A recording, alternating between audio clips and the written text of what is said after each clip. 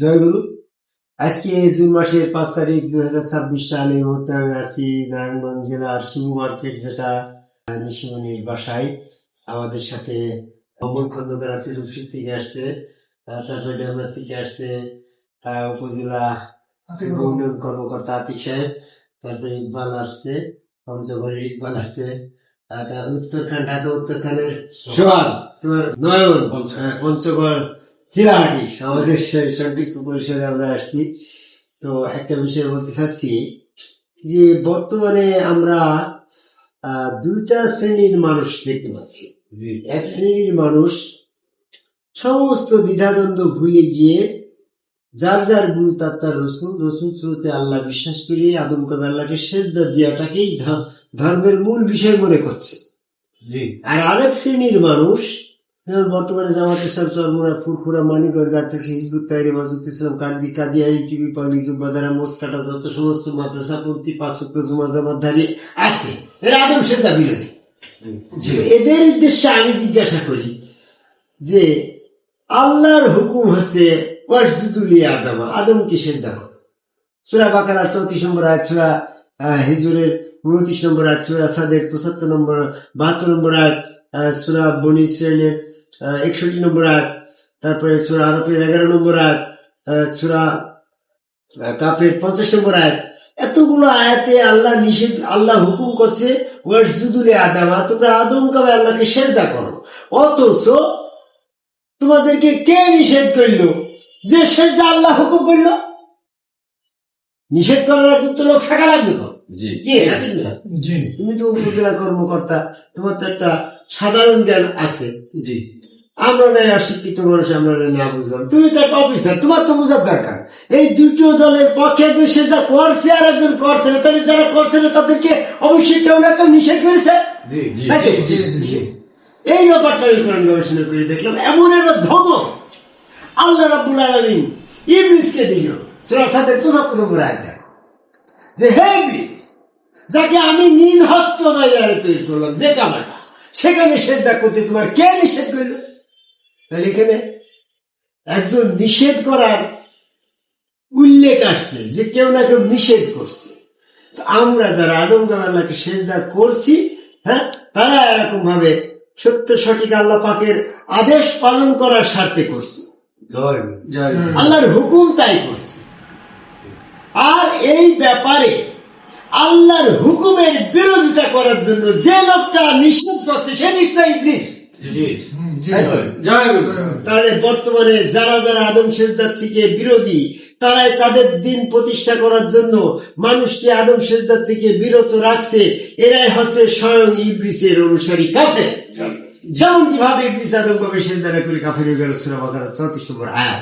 ইবলিসের যে সমস্ত হাত দিয়ে শক্তি দিয়ে মানুষকে আদম সেজদা থেকে বিরত রাখার চেষ্টা করছে, সেই পলিসি গুলা আমি কোরআন দিয়ে ভেঙে দিতে চাই। সেটা হচ্ছে 1 নম্বর বলছে ওটা এরা মানুষকে করা যাবে না। আরে মানুষকে তো করছে না, এরা স্বয়ং আল্লাহকে করছে। তোমরা সূরা বাকারা 165 নম্বর আয়াতটা দেখো, এখানে বলছে মিন দুনিল্লাহি, আল্লাহকে পরিত্যাগ করে যারা ওই মানুষকে ওরকম ভালোবাসে যেমন ভালোবাসা যায় আল্লাহকে। এটা তো ওই সমস্ত লোকের জন্য যারা আল্লাহকে পরিত্যাগ করে শুধু মানুষকে পূজা করে, তাই তো? কিন্তু এখানে আমরা আদম কবে যারা সেজদা করছি, তারা তো আল্লাহকে পরিত্যাগ করি নাই, বরং ওই রূপের ভিতরে আল্লাহকে বর্তমান করি, সেখানে সব আল্লাহকে দিকে দর্শন করি সেজদা করা। তাহলে সূরা বাকারা 165 নম্বর আয়াতের প্রথম অংশটারে বাদ দিয়ে তুমি মানুষকে বিভ্রান্তি করছে। এটা তোমার একটা শক্তিশালী হাত, আমি আজকে ভেঙে দিলাম। সূরা বাকারা 165 নম্বর আয়াত, তাই তো? যে যুক্তি দেখাও না কেন, আমরা মানুষকে সেজদা করি না, আল্লাহকে স্বয়ং বর্তমান দিকে ওই হাত আল্লাহর, পা আল্লাহর, চেয়ার আল্লাহর, নাবাক্তু ফীহি মিন রূহি আমার রূহ। আল্লাহ বলছে মারজাল বাহরাইন ইয়ালতাকির বাইনহুমা বারযাখুল্লাহ, দুইটি দরিয়া পাশাপাশি প্রবাহিত হচ্ছে, একটা মানুষ আর একটা আল্লাহ, তাই তো?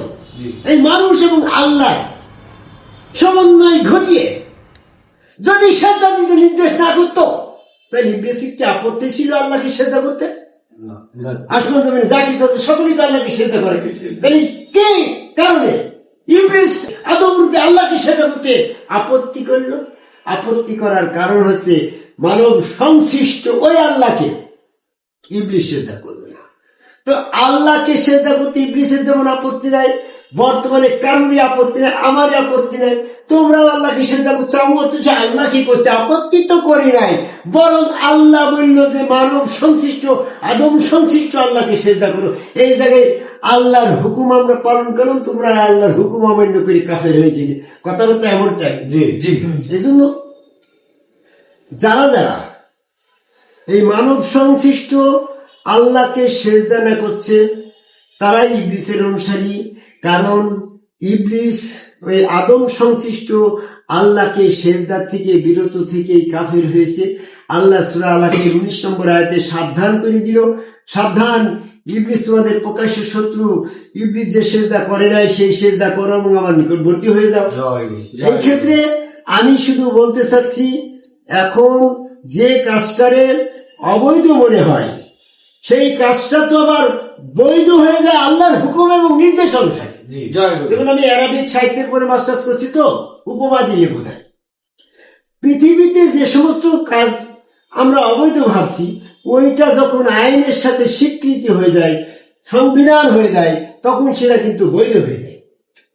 তো ঠিক আল্লাহ পাকের হুকুম হচ্ছে আদম কাবায় আল্লাহকে সেজদা, এই জন্য এই হুকুম থাকার কারণে এই সেজদা বৈধ হয়েছে। না হলে তো কেউ মানব সংশ্লিষ্ট আল্লাহকে সেজদা করতে যাবে কেন? সেজদা হবে আল্লাহকে। মানব সংশ্লিষ্ট আল্লাহকে সেজদা করার একমাত্র বৈধতা পেল স্বয়ং আল্লাহ হুকুম করলো, তাই তো? এই ক্ষেত্রে যারা বিতর্ক করে তারাই হচ্ছে ইবলিস। হয়তো কেউ প্রশ্ন করতে পারে, তাহলে আল্লাহকে সেজদা করে তো মানুষ সংশ্লিষ্ট করবো কেন?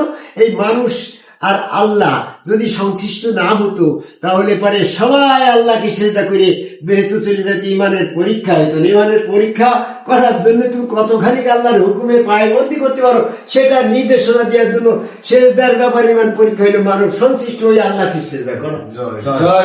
এই ব্যাপারে আমি অনেক কিছু বলেছি, আজকে শুধু বলবো যে আমি রসুল মানি, আল্লাহ মানি, আর রসুল থেকে আল্লাহকে সেপারেট করি, তাহলে কি করে কাফের হই?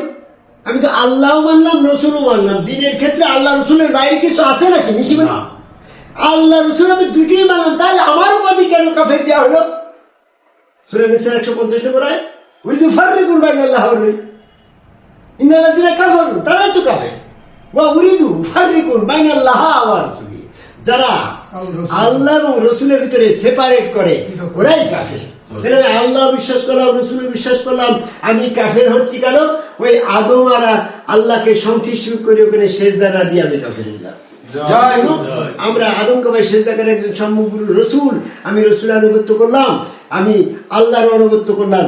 আল্লাহ রসুলকে সংশ্লিষ্ট করে যখন সেজদা করতে বলা হলো তখন এক শ্রেণীর মানুষ আল্লাহর আনুগত্য করলে, রসুল আনুগত্য করলে, তার বিশেষ জায়গায় ওই সেজদার জায়গায় মুখ ফিরে কাফের হয়ে গেল। সূরা নূরের 27 গোড়ায়। এজন্য আমরা আল্লাহ রসুলের আনুগত্য করার পরও কাফের হচ্ছি যে কারণে, সেই কারণে শক্ত হাতগুলা আমি হাসিবুল চিশতি তোমাদেরকে ভেঙে দিলাম।